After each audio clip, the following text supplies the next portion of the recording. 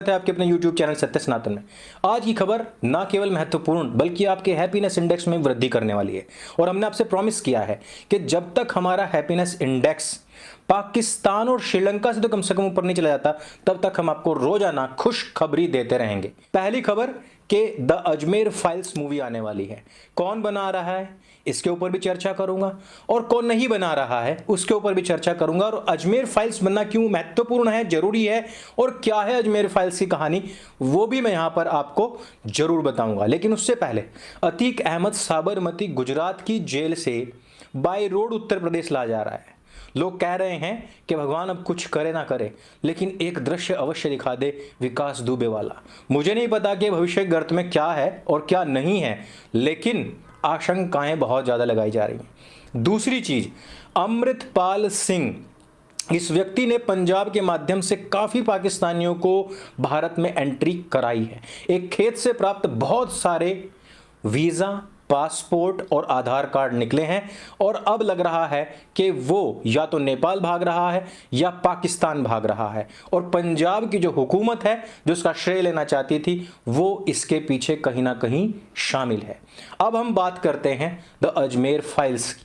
The Ajmer files एक ऐसी कहानी, एक ऐसी फिल्म कि अभी तक आपने जितनी भी फाइल्स देखी हैं सारी की सारी कम पड़ जाएंगी। इस पर मैं कई बार चर्चा कर चुका हूं, और राजस्थान की सरकार ने मेरे ऊपर कई धाराओं में इस पर केस भी किया है, और वहां की पुलिस ने काफी प्रताड़ित भी किया है। मैं आप लोगों के सामने वो आरआर करना नहीं जानता, और ना मैं कर सकता हूं और ना मैं करूंगा, लेकिन इतना ज्यादा परेशान किया है कि असंवैधानिक तरीके से गिरफ्तारी वारंट तक निकाल दिया। लड़ने के लिए केवल मैं अकेला हूं, मैंने आज तक किसी से सपोर्ट नहीं मांगा, लेकिन ये मेरी लड़ाई है, मैं स्वयं लड़ूंगा। ये मेरा दर्द था, मैंने आप लोगों से शेयर किया, आप लोगों ने उसको जाना, लोगों तक पहुंचाया, क्योंकि मैं मानता हूं कि वो जो बहनें उस समय पर तड़फ तड़फ करके मरी होंगी, उनकी कोशिश रही होगी, उनकी कुछ ना कुछ ऐसी बात रही होगी मन के अंदर कि अगर आज हमारा कोई भाई होता तो हमारी इस बात को लोगों तक पहुंचा पाता। मैं उनका भाई आज खड़ा हुआ हूं, और मैं आज गला फाड़ फाड़ करके लोगों तक इस बात को पहुंचा रहा हूं। सरकार कुछ ही कर ले, पुलिस कुछ ही कर ले, लेकिन मैं रुकूंगा नहीं। अभिषेक दुधैया जो कि टिप्स से जुड़े हुए हैं, और इनसे पहले इन्होंने भुज मूवी अजय देवगन के साथ में बनाई है। अभी पूरी उम्मीद है कि अजय देवगन इसमें रिपीट होंगे। कौन नहीं बना रहा है?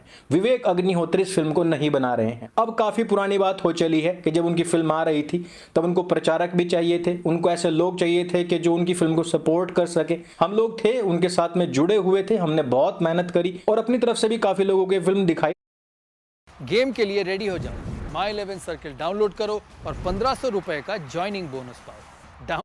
डायरेक्ट हमारी बातचीत भी होती थी। हमने उनके सामने काफी बार प्रस्ताव भी रखा कि भाई हम आपको फ्री में सारी चीजें करके देंगे, हमारे पास बहुत सारी चीजें तैयार है, आप सिर्फ फिल्म बनाना शुरू कीजिए। लेकिन उनका अपना अलग मिजाज है, उनको वैक्सीन पर बनानी है, उनको दिल्ली पर बनानी है फिल्में, उनका अलग मैटर है, वो बनाए। लेकिन भाई कर्म फल सिद्धांत और किया हुआ कार्य कभी भी आपके पास से नहीं गुजरता है। तो हमारी उठाई हुई बात, हमारा चलाया हुआ पूरी की पूरी जो मुहिम है वो एक जगह पर जाकर के लगी है, और हमें उम्मीद भी है कि टिप्स इस फिल्म को अच्छे से बनाएगा। नहीं बनाएगा उसके बाद में देखेंगे, अगर हम सपोर्ट कर सकते हैं तो विरोध भी कर सकते हैं। तो इसकी हमें खुशखबरी ये मिली है कि भाई अजमेर फाइल्स के नाम से ही, जिस नाम से हमने मांग की थी, जिस नाम से हमने सोशल मीडिया पर मांग की थी, उसी नाम से फिल्म आ रही है। अब हम बात करते हैं कि भाई अजमेर फाइल्स है क्या। जिन लोगों को पता है वो तो सब जानते हैं, और मैं चाहूंगा कि आप लोग इस मुहिम को आगे बढ़ाएं। जिन लोगों को नहीं पता है उनको मैं बता देना चाहता हूं कि सबको ये तो याद है कि बाबरी मस्जिद टूटी, उसके बाद में आगजनी हुई, उसके बाद में मुंबई में धमाके हुए, उसके बाद में गुजरात में साबरमती एक्सप्रेस को जलाया गया, और उसका बदला आज तक ताहिर हुसैन भी अपने दिल और दिमाग में याद किए हुए है कि हमें राम मंदिर के बनने का बदला लेना है, हमें बाबरी के शहीद होने का बदला लेना है। लेकिन आज तक मैंने जिन भी लोगों को सोफिया गर्ल्स कॉलेज कांड के बारे में बताया है ना, अधिकतर लोगों ने कहा यार ये तो बात हमने सुनी नहीं थी, और ये है कायरता हिंदुओं की। तो बात यह हुई थी कि सोफिया गर्ल्स कॉलेज जहां पर ए और बी ग्रेड के अधिकारियों की लड़कियां पढ़ा करती थी, वहां की कुछ लड़कियों के नग्न फोटोज वायरल हो जाते हैं। उस टाइम पर कोडेक के कैमरा होते थे, और एक फिल्म जो फोटोज निकलते हैं वो वाले वायरल हुए थे।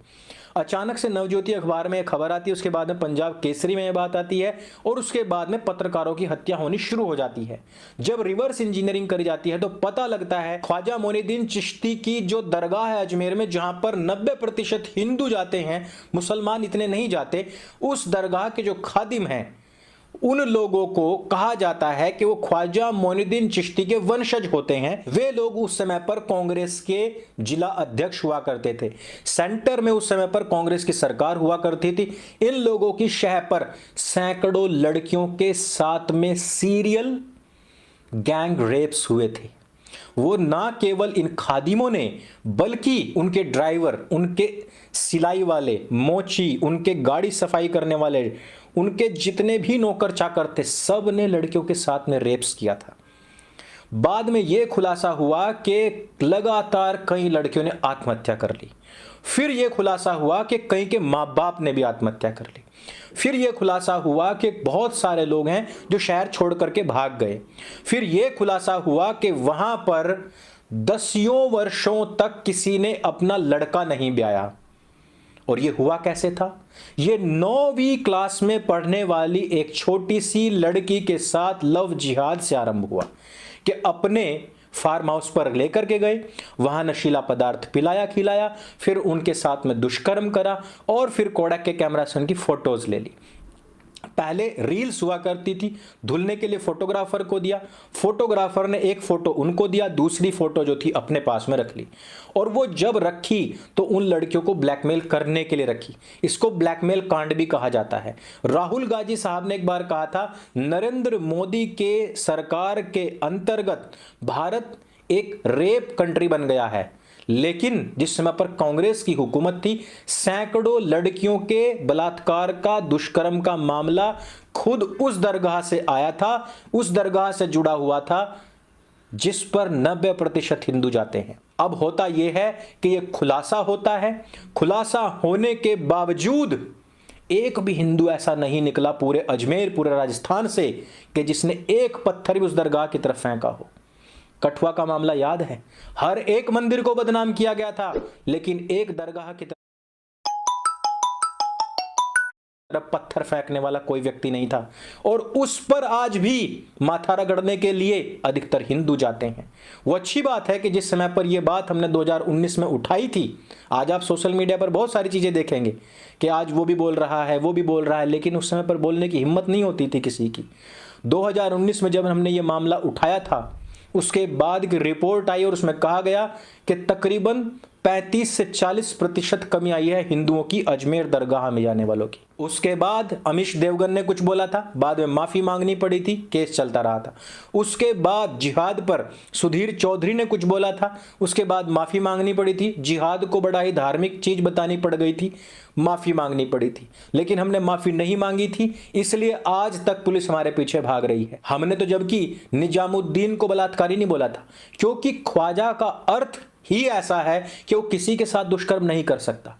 हमने तो ये कहा था कि जिनको उनका वंशज कहा जाता है वो रेपिस्ट निकले, लेकिन क्योंकि राजस्थान की गवर्नमेंट ये चाहती थी कि हिंदुओं को दबाया जा सके, और हिंदुओं को जिस प्रकार से राजस्थान में दबाया जा रहा है उस बात से आपको स्पष्ट पता लग जाएगा कि किस प्रकार की उनकी रणनीतियां हैं हिंदुओं के खिलाफ।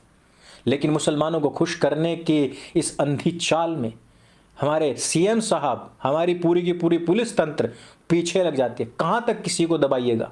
अब हर घर से आवाज उठ रही है, और दरगाहों से उठने वाली वो आवाजें जो नुपुर शर्मा के खिलाफ निकली, जो मेरे खिलाफ निकली, जो यति स्वामी नरसिम्हानंद सरस्वती जी के खिलाफ निकली और सैकड़ों हिंदुओं के खिलाफ निकली, उसी ने ही उन्हीं खादिमों की कब्र वहीं पर खोद दी। उनका जितना का जितना बिजनेस वहां से चलता था, सब अब समाप्ति की ओर जा रहा है।